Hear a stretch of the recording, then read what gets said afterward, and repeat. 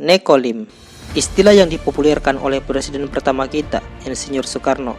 Dalam sumber lain, Nekolim dikemukakan oleh Jenderal Ahmad Yani. Nekolim singkatan dari neokolonialisme dan imperialisme. Nekolim adalah suatu praktek politik untuk mencaplok wilayah lain menggunakan kolonisasi seperti penjajahan Belanda ke Indonesia. Nekolim ini sangat tidak disukai oleh Presiden Soekarno, bukan tanpa alasan. Soekarno sangat menginginkan bangsa Indonesia berdiri sendiri tanpa ada kontrolisasi dari bangsa lain. Berbeda dengan Malaysia yang justru merdeka atas imperialisme Inggris. Tahukah kalian kalau Nekolim ini paham politiknya adalah sekuler yang berideologi liberalisme. Sekularisme adalah ideologi yang mengatakan bahwa sebuah institusi harus berdiri terpisah dari agama. Orang-orang sekuler mayoritas berpaham atau berideologi liberal, di mana suatu pandangan ideologi atau filsafat dan politik yang didasarkan pada pemahaman bahwa kebebasan dan persamaan hak adalah nilai politik yang utama. Paham liberalisme mencita-citakan suatu masyarakat yang bebas dicirikan sebagai kebebasan berpikir bagi para individu dan menolak adanya pembatasan, khususnya dari pemerintah dan agama.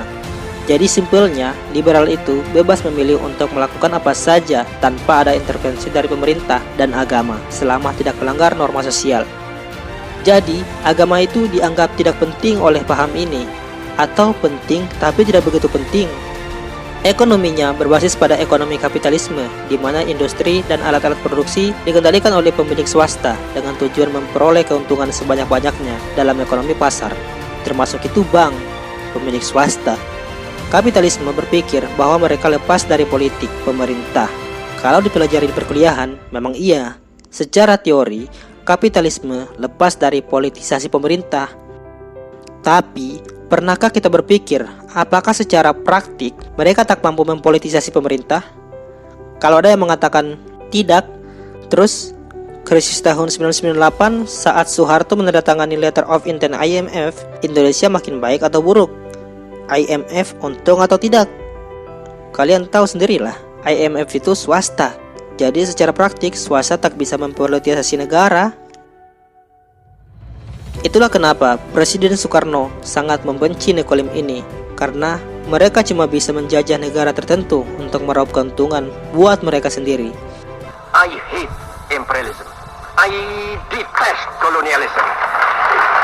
Semboyan Nekolim ini biasanya disebut 3G, Gold, Glory, and Gospel, yang dibawa oleh bangsa Eropa untuk mendapatkan keuntungan sebanyak-banyaknya. Gold, merampok kekayaan suatu wilayah tertentu.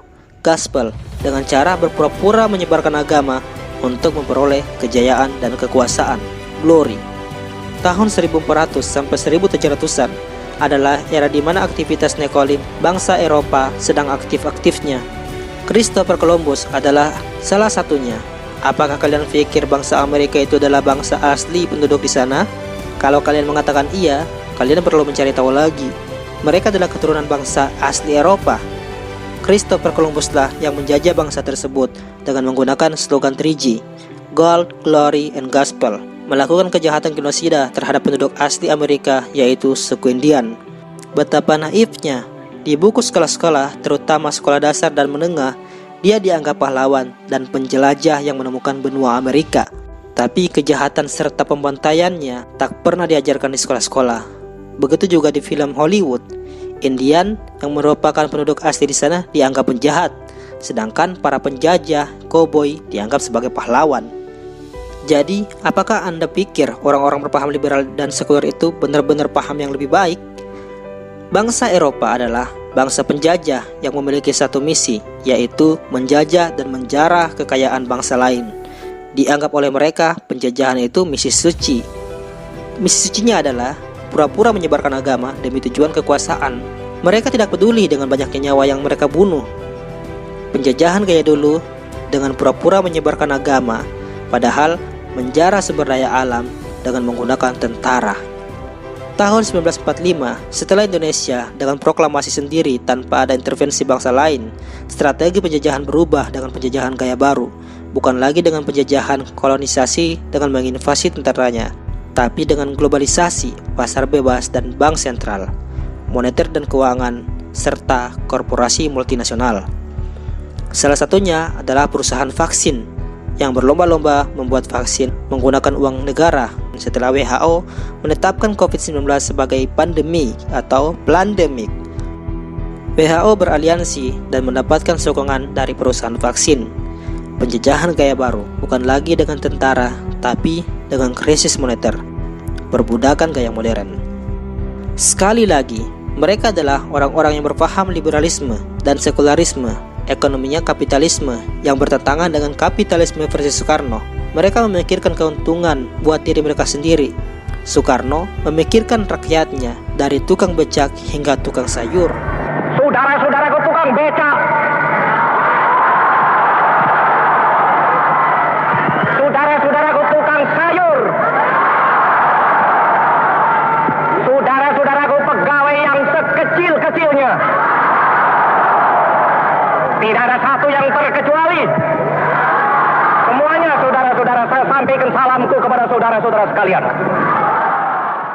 Orang-orang sekularisme atau liberalisme sebagian berpaham ateis, tak mempercaya Tuhan. Mengkritik agama, Nabi, Yesus, dan Muhammad bagi mereka biasa saja, beralasankan sebagai bentuk kebebasan berekspresi. Bahkan tak jarang mengatakan diri mereka Tuhan.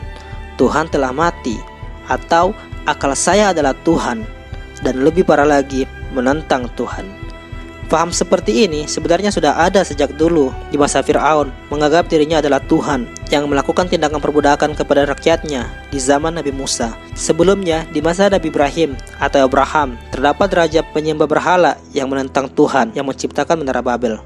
Orang-orang liberal sebenarnya tak menginginkan agama. Mereka tak membutuhkan agama sebagai prioritas utama dalam kehidupan. Hukum Tuhan dianggap kuno. Yang berpaham seperti ini terus berkembang hingga memunculkan sekte-sekte sesat seperti Knight Templar tahun 1119, sekte penyembah iblis yang berpura-pura menjadi prajurit Kristen yang membantai umat Islam dan Kristen di Yerusalem, yang kemudian ditaklukkan kembali oleh Saladin, Sultan Salahuddin Al-Ayyubi. Kemudian mereka hijrah ke Skotlandia dan membantu William Wallace merdeka, membentuk beberapa sekte lain seperti Skull and Bones di Amerika, Thule Society di Jerman, dan Illuminati Bavarian yang bergerak di bidang ekonomi. Rothschild adalah bagian dari mereka, bankir yang merupakan korporasi multinasional. Nekolim, neokolonialisme dan imperialisme. Mereka tak menginginkan agama sebagai faktor utama dalam politik kenegaraan. Agama adalah kuno. Agama hanyalah identitas, bukan tujuan. Yang dibutuhkan adalah kebebasan, kekayaan, dan kejayaan. Terus ada yang bilang dan mendukung pemikiran atau ideologi kebebasan ini dengan mengatakan, inilah yang kita inginkan dengan menciptakan dunia yang utopia. Setiap manusia harus menghargai dan menghormati hak dan kewajiban orang lain selama tidak merugikan, entah dia berbuat dosa atau tidak. Dengan begitu, terciptalah kedamaian. Tugas para nabi adalah memberitahukan dan mengajak manusia untuk menyembah Tuhan yang Maha Esa. Tugas para nabi adalah untuk menciptakan perdamaian di bawah Tuhan yang Maha Esa. Namun di samping itu, akan ada saja yang menghalangi para nabi dan orang suci dalam perjalanan dakwahnya. Siapa lagi kalau bukan iblis yang akan terus memerangi kebenaran para nabi. Bahkan iblis pernah berkata dalam Alkitab kalau dia sama seperti singa yang mencari mangsa untuk ditelan. Bahkan diibaratkan bahwa seluruh dunia berada dalam kuasa jahatnya. Iblis akan terus menyesatkan manusia dari segala arah. Oleh karena itu, mereka adalah musuh yang harus kita lawan. Itulah tugas para nabi, menciptakan perdamaian dengan membawa petunjuk dari Tuhan yang Esa, bukan dengan perdamaian utopia bayang-bayangan manusia dan membiarkan kemungkaran begitu saja. Tugas iblis berhasil membiarkan manusia berbuat dosa daripada yang memperingati mereka, mengadu domba umat beragama dalam perang salib yang diciptakan Knight Templar, sekte penyembah iblis di abad ke-17, sehingga menciptakan kebencian antara umat Islam dan Kristen selama ribuan tahun. 13 Oktober 1307, Raja Philip II dari Prancis, Philippe Auguste, yang dipimpin oleh Paus Clement V, menangkap para ksatria Templar yang sedang menuju ke Skotlandia yang sedang berperang melawan Inggris. Mereka dibakar dan dibunuh oleh Paus karena dianggap sesat saat itu. Sebagian lolos ke Skotlandia dan membantu Skotlandia untuk merdeka. Raja Skotlandia menerima bantuan tersebut karena merasa Knight Templar memiliki pengalaman perang yang luar biasa saat melawan tentara muslim saat dulu. Selain mereka jago dalam berperang, mereka juga menancapkan taringnya di Skotlandia dan berubah nama menjadi Freemason. Freemason, sekte penyembah iblis yang berakar dari ideologi Nimrod yang membenci ketuhanan. Awalnya miskin, berubah menjadi The Bank of Europe. Selain membangun loji di Skotlandia, Freemason juga membangun loji di beberapa negara, termasuk Amerika Serikat. Jadi, masih merasa kalau sekularisme dan liberalisme bukan dari mereka juga? Mungkin mereka bukan tokohnya, tapi mereka mendukung dan menyokong, bahkan mendanai kegiatan-kegiatan tersebut. Rothschild, bagian dari kelompok tersebut yang merupakan salah satu bankir terkaya di dunia. Masih merasa kalau mereka orang yang berketuhanan berdasarkan Tuhan Yang Maha Esa atau sekte penyembah iblis yang mengatasnamakan persaudaraan dan ketuhanan. Tuhan palsu versi mereka, Nekolim. Iblis akan menguasai dunia, menggenggam kejahatan di tangannya. Mau ngikutin perdamaian versi Nekolim dan sekte penyembah iblis yang hobi adu domba agama, atau versi Nabi yang mengharapkan perdamaian dari Tuhan Yang Maha Esa?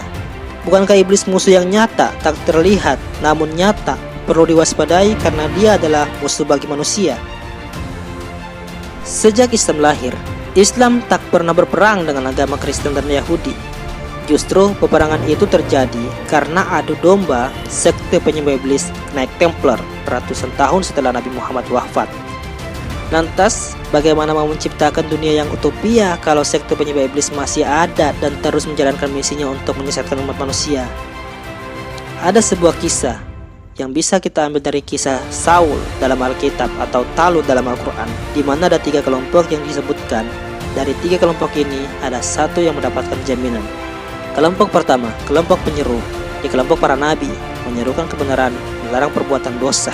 Kelompok kedua yang menentang sang penyeru kebenaran, bahkan memfitnah mereka.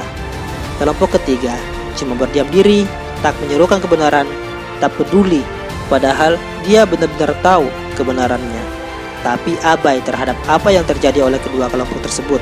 Dan yang mendapatkan jaminan hanyalah kelompok pertama. Apakah kita hanya abai terhadap misi Nekolim dan sekte penyembah iblis, atau terus bersuara menyampaikan pesan ilahi sebagaimana kelompok pertama?